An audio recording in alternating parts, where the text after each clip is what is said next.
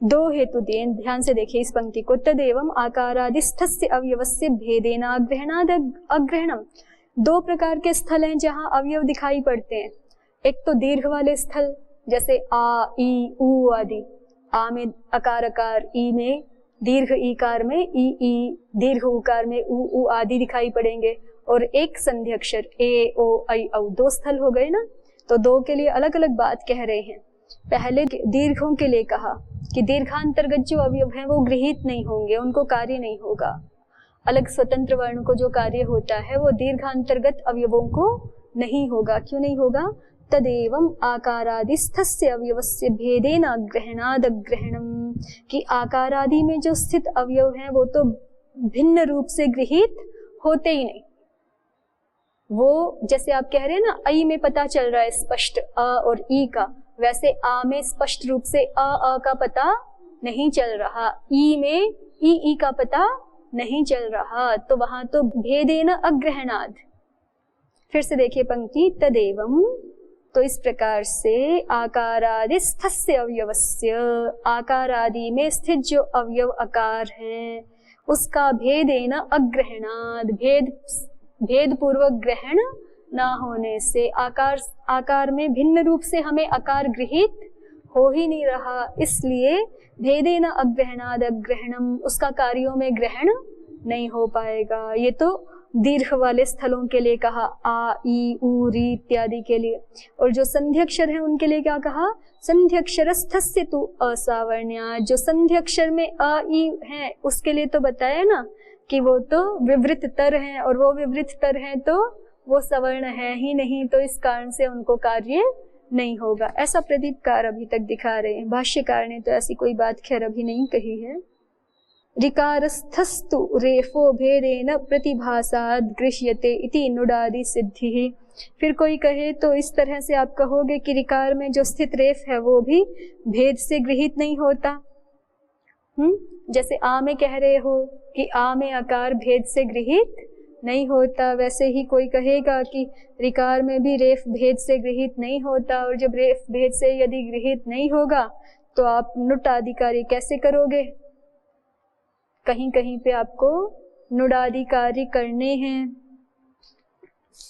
अभी आगे दिखाएंगे ही। अग्रहणम चेद नुड विधि, जैसे अनरिधतु, अनरिधु, इस प्रयोग में करना है ना, रिध धातु है और आपको नुट करना है, और नुट जो विहित है वो तस्मा नुट द्विहलः, द्विहल को विहित है, तो रिध धातु तो एक हल वाली है।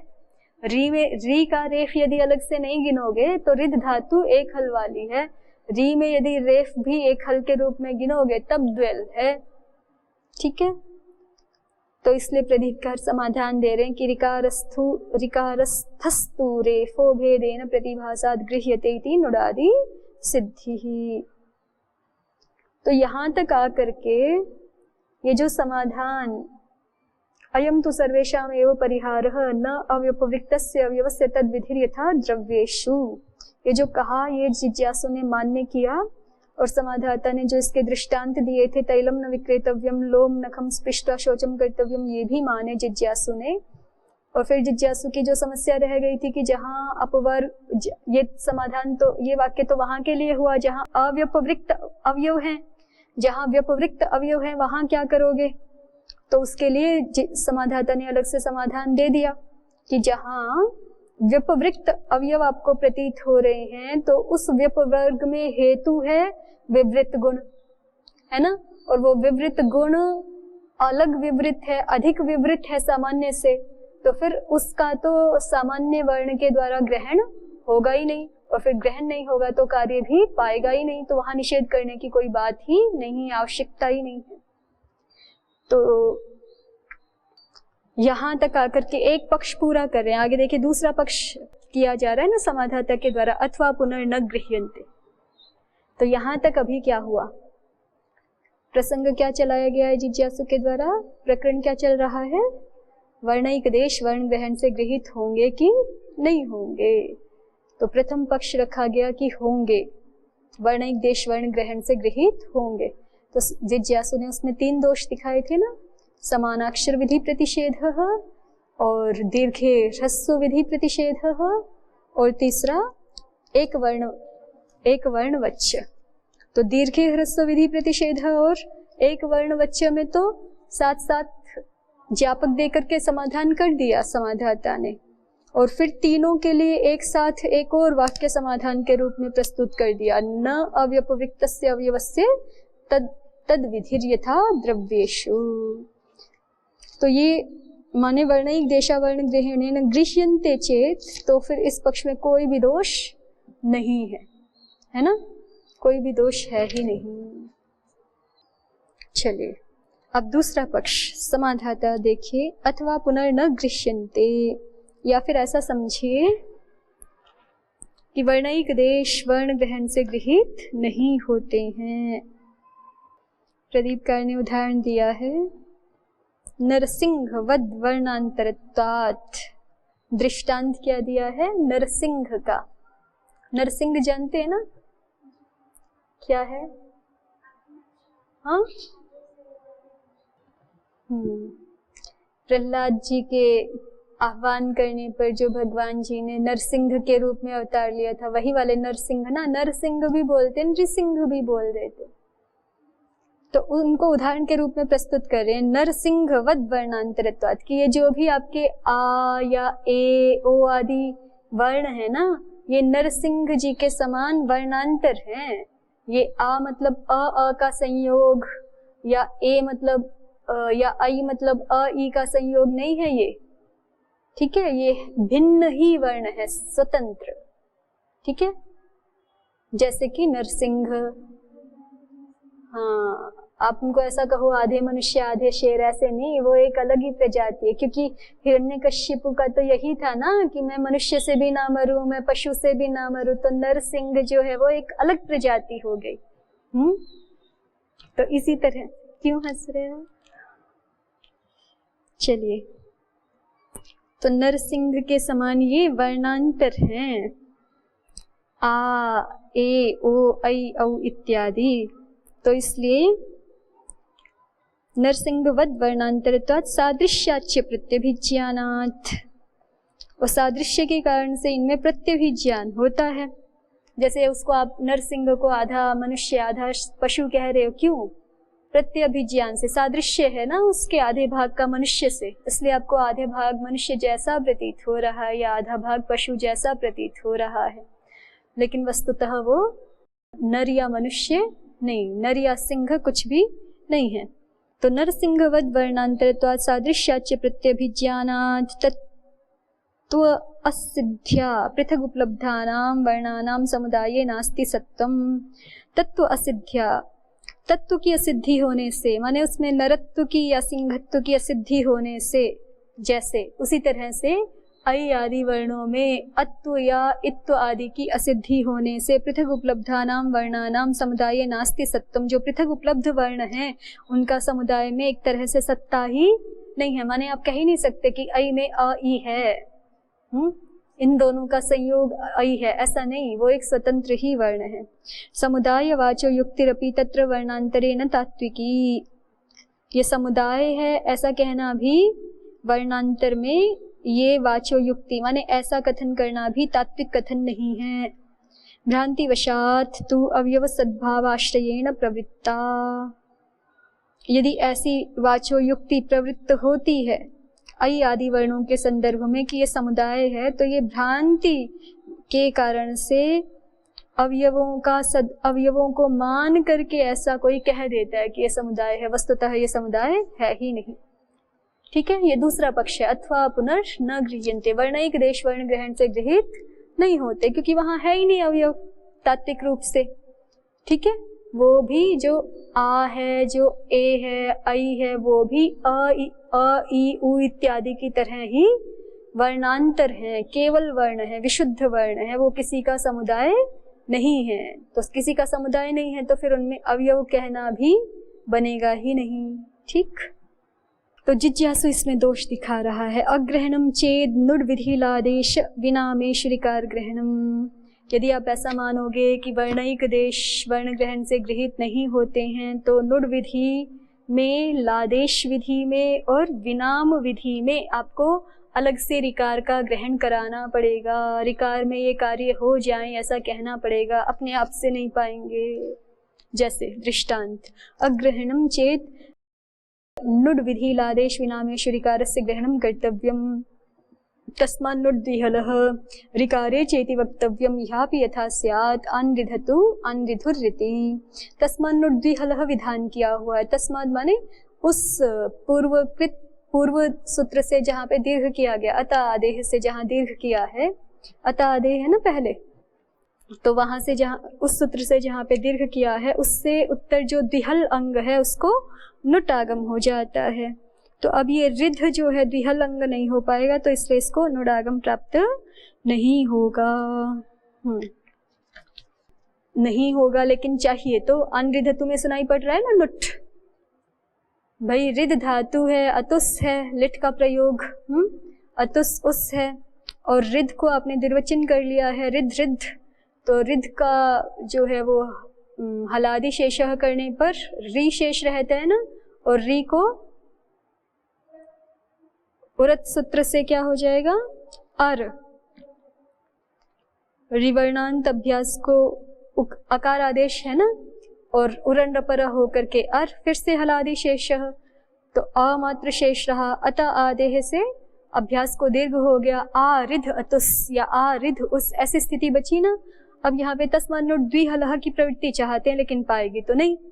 यदि वर्णिक देश वर्ण ग्रहण से गृहित होते होते तब तो ये द्विहल मान लिया जाता, क्योंकि री का रेफ एक हो गया, धकार एक हल है ही, तो द्विहल मान करके इसको कार्य प्रवृत्त हो जाता यहाँ पर, लेकिन अब नहीं हो सकेगा। अब तो आपको अलग से कहना पड़ेगा ऋकारे चेति वक्तव्यम, ठीक है, ऋकार में भी नुट हो जाए, जहाँ ऋकार आश्रित द्व्यच है वहां भी नुट हो जाए। यस्य पुनर्गृह्यन्ते द्विहलः इत्येव तस्य सिद्धम, और जिस व्यक्ति के मत में तो वर्णिक देश वर्ण ग्रहण से गृहीत होते हैं वहां तो द्विहल बन गया, तो द्विहल कहने से ही द्विहलः इत्येव तस्य सिद्धम, द्विहल इस कथन सामर्थ्य से ही वहां पर सिद्ध हो जाएगा। उद्योत देखिए, विनाम का अर्थ है नत्व विधि, नत्व विधान जो है आपका शास्त्र में रसाभ्याम नोनः आदि नत्व विधान है ना, तो वो विनाम कहलाता है। समाधाता यस्यापि न गृह्यन्ते, अब समाधाता इस प्रथम उदाहरण पे ही अभी बात कर रहा है कि यस्यापि न गृह्यन्ते तस्याप्येषनो दोषः, जो आप दोष दिखा रहे हैं ना, नुट विधि प्राप्त नहीं होगी यदि हम वर्णिक देश को वर्ण ग्रहण से गृहित नहीं करेंगे, तो ये दोष इस पक्ष में भी नहीं आएगा। कैसे? द्विहल ग्रहणम न करिष्यते, ऐसा है कि हम तस्मान्नुट द्विहलः सूत्र में द्विहल पद हटा देंगे, द्विहल ग्रहणम न करिष्यते, तस्मान्नुट भवति इत्येव, इतना ही सूत्र बनाएंगे, तस्मान्नुट इतना ही बनाएंगे। तो जिज्ञासु कहता है यदि न क्रियते आटतु आटुर इत्यत्रापि प्राप्त होते, कि फिर तो अतिव्याप्ति प्राप्त होने लग जाएगी, क्योंकि आपके सूत्र का अर्थ क्या रहा तस्मान्नुट का, तस्मात् दीर्घीभूतात् अभ्यासात् परस्य अंगस्य नुटागमो भवति, इतना ही अर्थ रहा ना। उस दीर्घीकृत अभ्यास से उत्तर, अतः आदेह सूत्र से जो दीर्घीकृत अभ्यास है उससे उत्तर अंग को नुडागम हो जाता है, इतना ही अर्थ है। तो आटतु आटू में भी तो पाएगा, अट अतुस ऐसी स्थिति थी ना, अट अतुस, अट अट अतुस, हलादि शेषः अत आदेह आ अट अतुस, अब यहाँ पर तस्मान्नुट की प्रवृत्ति पाएगी, तो समाधाता कहता है कि नहीं पाएगी। कैसे? मतलब पाए तो गी पर नियमित हो जाएगी, उसका नियमन हो जाएगा। किससे? अश्नोति ग्रहणम नियमार्थम भविष्यति, अश्नोतेर एव अवर्णोपधस्य नान्यस्य अवर्णोपधस्य इति, अग्रिम सूत्र है तस्मान्नुट द्विहलः का अग्रिम सूत्र है अश्नोतेश्च। तो कह रहे हैं कि ये जो अश्नोतेश्च सूत्र बना है ना, अश्नोतेश्च का अर्थ क्या है अभी, कि जो तस्मात् की अनुवृत्ति है, तस्मात् दीर्घीभूतात् अभ्यासात् परस्य अश्नोतेः नुडागमो भवति। अब देखिए जब हमने द्विहलः रखा हुआ था तब तो अश्नोतेश्च सूत्र विधि के लिए था, क्योंकि द्विहल अंग को नुडागम होता था, और अश धातु द्विहल है नहीं, एक हल वाली है ना, तो पा नहीं रहा था, इसलिए विधि के लिए अश्नोतेश्च बनाया था। लेकिन जब आपने तस्मान्नुट द्विहलः में से द्विहलः को हटा दिया, तो अब तो कोई भी अंग हो, चाहे एक हल वाला अंग हो चाहे द्विहल अंग हो, कैसा भी अंग हो, उसको नुट विधि प्राप्त है ही अपने आप से, फिर भी अश्नोतेश्च बनाया हुआ है, तो वो अश्नोतेश्च किस लिए हो जाएगा? विधि नियम के लिए हो जाएगा। तस्मान्नुट से प्रत्येक अंग को नुटागम प्राप्त है ही, फिर भी अश्नोतेश्च बना रहे हैं, वो नियम के लिए हो जाएगा। क्या नियम करेगा? समाधाता की पंक्तियां फिर से देखिए। अश्नोति ग्रहणम नियमार्थम भविष्यति अश्नोतेरेव अवर्णोपधस्य। अगर किसी अवर्ण उपधा वाले अंग को नुटागम हुआ करे तो वो केवल अश को ही हुआ करे, न अन्यस्य अवर्णोपधस्य, अन्य किसी अवर्ण उपधा वाले अंग को ना हुआ करे। और जो आप जहाँ अतिव्याप्ति दिखा रहे हो आटतु में, वहाँ पे भी तो अवर्ण उपधा वाला अंग है, आ अट अतुस। अट जो है वो अवर्ण उपधा वाला अंग है ना, तो अवर्ण उपधा वाले अंग के लिए तो नियम हो चुका है कि अवर्ण उपधा वाले किसी अंग को होगा यदि नुट, तो वो अश्नोति को ही होगा, अन्य किसी को नहीं होगा। तो इसलिए आटतु में अतिव्याप्ति नहीं है।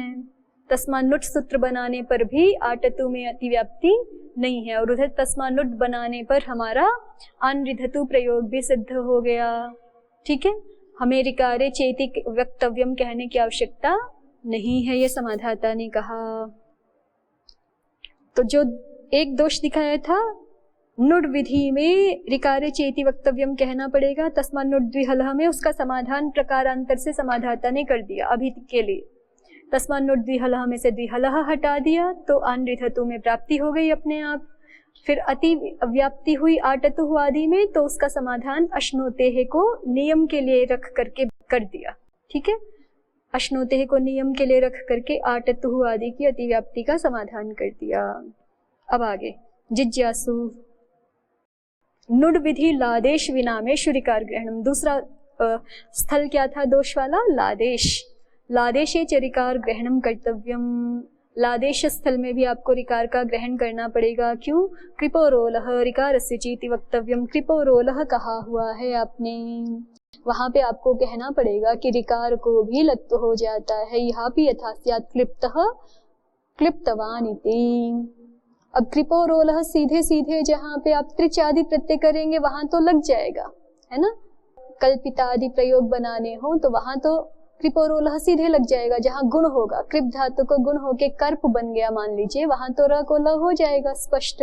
लेकिन जहाँ गुण निषेध हो गया, जैसे क्लिप्तः क्लिप्तवान, तो वहां तो री में आप र तो मान नहीं रहे। यदि री में र मानते तो फिर कृपोरोलः लग जाता। ठीक है, लेकिन री में रेफ का ग्रहण आप अलग से कर नहीं रहे, तो इसलिए आपको सूत्र में क्या कहना पड़ेगा कि ये लत्व ऋकार को भी हो जाता है। ऋकारस्य चेति वक्तव्यम। कृपोरोलः ऋकारस्य चेति वक्तव्यम। इहापि यथा स्यात् क्लिप्तः क्लिप्तवान इति। यस्य पुनर्गृह्यन्ते रह इत्येव तस्य सिद्धम। जिस व्यक्ति के अनुसार तो वर्णिक देश वर्ण ग्रहण से गृहीत होते हैं, उसके अनुसार तो रह कहने से ही काम चल जाएगा कि कृप के र को ल हो जाए, क्योंकि उसके अनुसार वहां तो री में भी र है, तो र को ल विधान करने से ही काम चल जाएगा।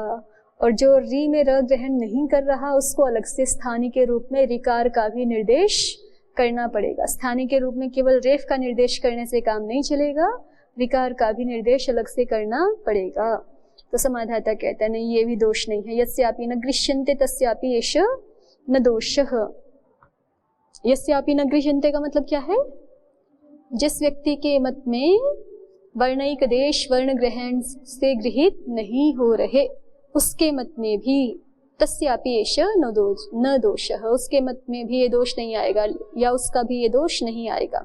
ऋकारो अपि अत्र निर्दिश्यते। क्यों नहीं आएगा? क्योंकि ऋकार भी यहाँ निर्दिष्ट है। ये हम पहले भी देख के आए हैं, ये वाला विभाग। जिज्ञासु कहता है कथम। समाधाता कहता है ये अविभक्ति को निर्देश। कृपो जो समझ रहे हो, कृपो को एक ही पद मान के कृपः षष्ठी का एक वचन ऐसा जो आप मानते हो वो नहीं है। इसमें दो पद हैं, कृप उहु रह लह, और कृप अविभक्तिक निर्देश है षष्ठी अर्थ में। ठीक है, षष्ठ्यंत है, लुप्त विभक्तिक है, ऐसा समझ लीजिए। अविभक्तिक है, लुप्त विभक्तिक है। और उहु रह लह, उहु भी षष्ठ्यंत है, रह भी षष्ठ्यंत है, लह प्रथमांत है। कृप के उ माने री को, कृप के री को और कृप के र को ल आदेश हो जाता है। ये अर्थ है सूत्र का। ठीक है, कृपोरोलः। तो जब री निर्दिष्ट है ही तो हमें अलग से निर्देश करने की आवश्यकता नहीं है। आप यही तो दोष दे रहे थे कि ऋकारस्य चेति वक्तव्यम कहना पड़ेगा। लेकिन इस सूत्र में ही उहु ये निर्दिष्ट है। उहु माने क्या? ऋकारस्य, है ना। यह समाधाता कहता है अथवा उभयतः स्फोट मात्रम निर्दिश्यते र श्रुतेर ल श्रुतेर भवती इति। या फिर ऐसा समझ लेंगे कि ये जो रह और लह है ना, ये स्फोट मात्र का निर्देश किया हुआ है। उसका अर्थ है र श्रुति के स्थान में ल श्रुति हो जाती है, ठीक है। उसका अर्थ ऐसा है ही नहीं कि स्वतंत्र र के स्थान में ल हो जाता है। उसका अर्थ है र श्रुति के स्थान में ल श्रुति हो जाती है, तो हो ही जाएगा, फिर तो कोई समस्या नहीं है क्लिप्तः क्लिप्तवान में। प्रदीप देखिए स्फोट मात्रम पर, जाति स्फोटः इत्यर्थः ततश्चान्तर्भूतानन्तर्भूत रेफ लकार व्यक्ति व्यंग्यम सामान्यम स्थान्यादेश भावेन आश्रयते। जाति स्फोट का आश्रय किया है, उससे क्या हो गया कि चाहे अंतर्भूत रेफ लकार व्यक्ति हैं, जैसे री और री में अंतर्भूत रेफ और रेफ श्रुति और लकार श्रुति है, या फिर अनंतर्भूत रेफ लकार व्यक्ति। अनंतर्भूत माने जहां स्वतंत्र र और ल है, ठीक है। तो चाहे अंतर्भूत रेफ लकार व्यक्ति हो, चाहे अनंतर्भूत रेफ लकार व्यक्ति हो, उन दोनों के द्वारा व्यंग्य जो सामान्य है, उस सामान्य का स्थानीय और आदेश के रूप में यहाँ आश्रय किया गया। किसी व्यक्ति विशेष का आश्रय नहीं किया गया, स्थानीय आदेश के रूप में जाति का आश्रय किया गया, ठीक है। और जाति का आश्रय किया गया है तो वो र के स्थान में ल भी हो जाएगा, और रेफ श्रुति जहाँ अंतर्भूत है उस री के स्थान में भी री हो जाएगा, इसलिए समस्या नहीं है। तो दो समाधान दे दिए कि या तो कृपो रोलह में हम इस प्रकार का पदच्छेद मानेंगे, कृप उहु रह लह, इससे भी समाधान हो गया। या फिर जो है वो रह लह जो निर्देश है वो व्यक्ति निर्देश नहीं है, ये जाति स्फोट का निर्देश है, ठीक है। जाति स्फोट का निर्देश है, उससे भी समाधान हो जाएगा। तो दूसरे दोष का भी समाधान कर दिया। तीसरा कहा था विनाम में रिकार ग्रहण करना पड़ेगा। जिज्ञासु देखिए, विनाम में रिकार ग्रहणम कर्तव्यम रसाभ्याम नोणः समान पदे रिकाराच्छेति वक्तव्यम। विनाम विधि में भी विनाम नाम की जो विधि है, विनाम नाम किसका है? विनाम नाम भी पूर्वाचार्यों के द्वारा स्वीकृत है। नकार के स्थान, न के स्थान में जहाँ मूर्धन्य का विधान है, और सकार के स्थान में भी जहाँ मूर्धन्य का विधान है। 8.3 में एक प्रकरण है ना, स के स्थान में मूर्धन्य का विधान करते हैं, मूर्धन्य शकार का। तो जहाँ नकार और सकार के स्थान मूर्धन्य का विधान है वो विनाम विधि के रूप में गृहीत है। लिखा होगा कहीं टिप्पणीकारों ने, ऐसे काशिका की टीका में भी आप देख चुके हो विनाम। यहाँ तो उद्योतकार ने विनामः नत्वम इतना ही लिखा। विनाम विधि माने नत्व विधि। चलिए कोई नहीं, और देख लेंगे।